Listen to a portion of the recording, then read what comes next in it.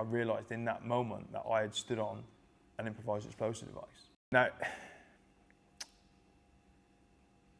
it's a very surreal experience. Your body is a phenomenal machine.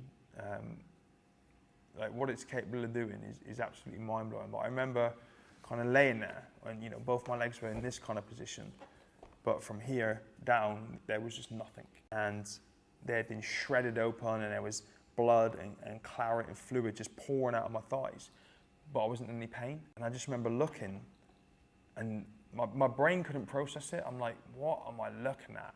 Like, why? What is this? Not pain, no fear, nothing. Just confusion, I think. And I probably only looked for about 2 seconds and then instantly snapped out of it and just let out this massive scream as I realised that we weren't under attack. I realised in that moment that I had stood on an improvised explosive device. Now, if you could write down, like, what is the worst possible scenario to evacuate a casualty from, this is probably it.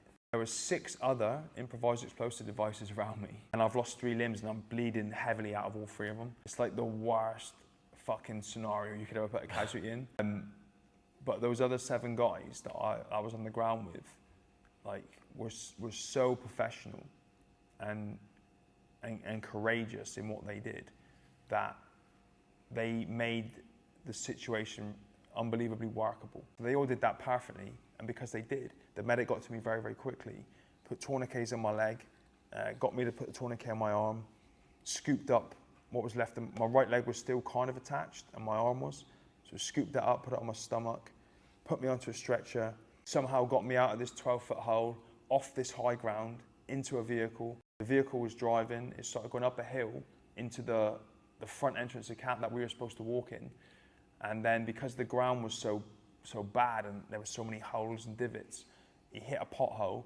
The medic fell out the back, I fell out the back.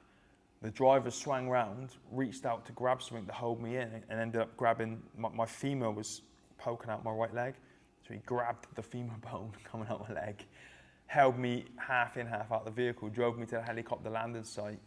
And the last thing I can remember is this Chinook coming down. And then, it's got 2 propeller blades and they create this massive sandstorm.